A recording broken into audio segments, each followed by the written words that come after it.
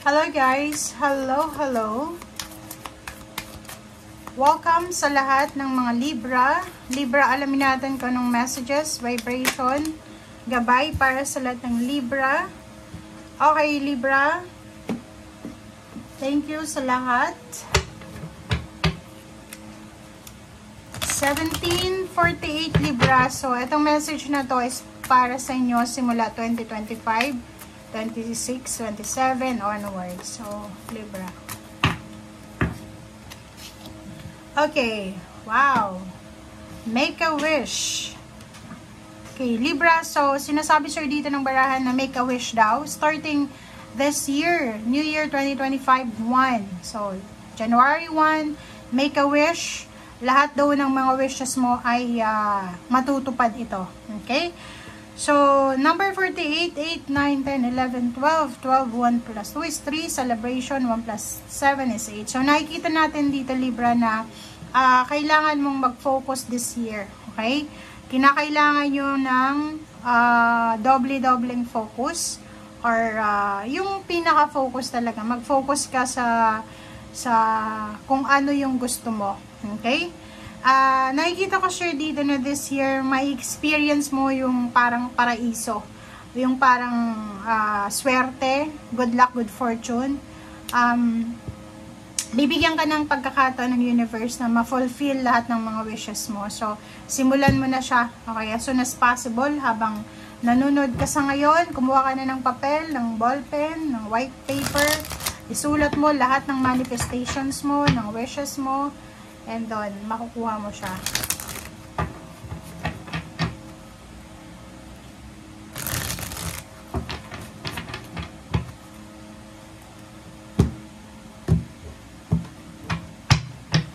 Okay, Libra. First card natin dito sa third deck is posibleng siya yung focus mo this year.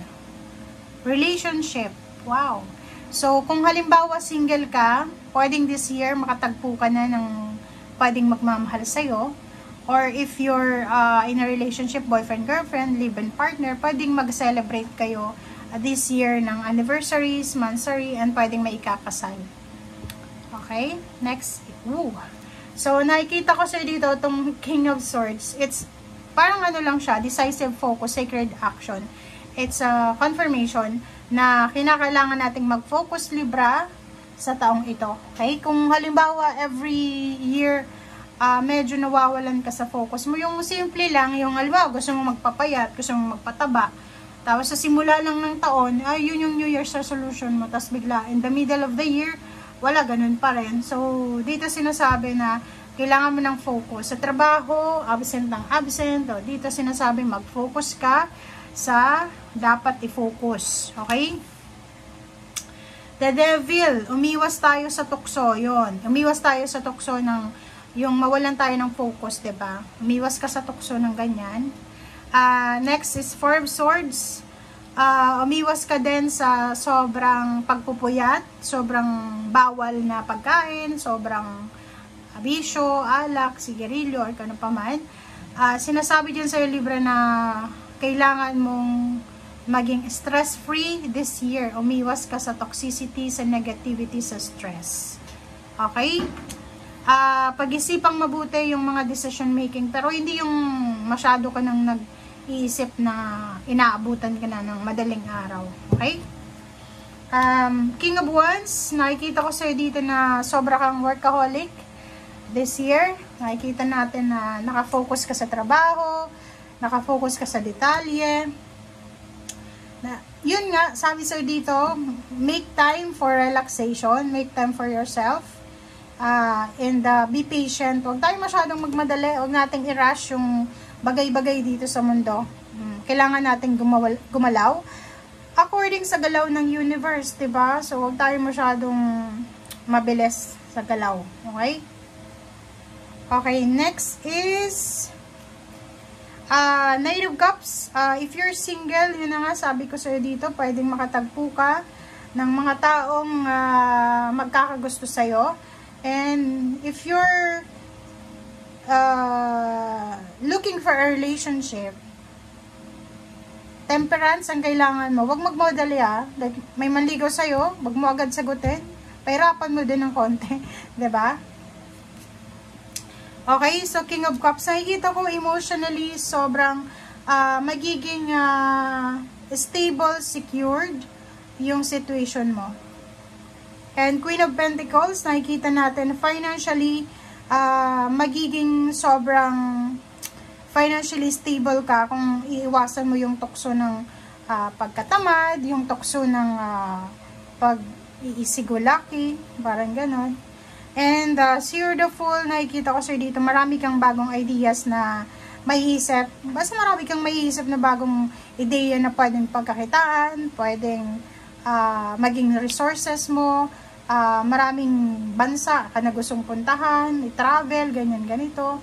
Marami din sa inyo ditong makakakilala kayo ng mga bagong kakilala nyo na pwedeng makatulong sa inyo. Okay? And the next is Magician. Wow! Congratulations Libra, kasi yun nga sabi sa'yo dito, make a wish. Dahil yung Magician ay ibibigay sa'yo lahat ng heart's desires mo. Make a wish dahil lahat ng wishes mo ay mangyayari yan. Make a wish dahil lahat ng mga unexpected ay posibleng mangyari sa'yo. Okay, and celebration, so yun. So, bago matapos yung taong 2025, going to 2026, marami kang isi-celebrate. Maraming wishes, dreams, goals ka na posibleng magkakatotoo. And ang sa ilalim niya dito guys is Emperor. Ibig sabihin, you will have the power this year na makuha kung ano yung heart's desires mo. Okay? And 9 of Wands, yun lang, sinasabi sir dito na if in case pagod ka, magpahinga ka. If in case na medyo naboboring ka, magpahinga ka. If in case na hindi ka masyadong focus, ano lang, kalma lang. Okay? So, and nakikita ko sir dito na yung pinaka-trigger mo this year or the next years is yung decision making mo. Siguro, masyado kang mabilis magdesisyon or yung iba pabago-bago ng desisyon. Dito sinasabi sa'yo na kailangan nakafocus ka lang sa isang bagay, isang decision lang. Kailangan nakafocus ka lang sa kung ano yung importante sa'yo or focus ka sa kung ano yung laman ng puso mo. Okay? And yung mga pagkakataon sa buhay natin na minsan hindi naman kasi perfect yung buhay, may mga times na madidisappoint tayo. Yung disappointment is part yun ng buhay natin. So, kung disappointed ka, palipasin mo lang yan. And then yun, go with the flow. Hayaan mong matapos yung araw, hayaan mong matapos yung buwan. Basta go lang ng go. Iwasan mo lang yung tukso ng negativity, yung mga unhealthy habits. And yun, take care of your body daw. Kasi yun ang pinaka-importante sa'yo. Okay? So, thank you guys for watching and see you again. Bye!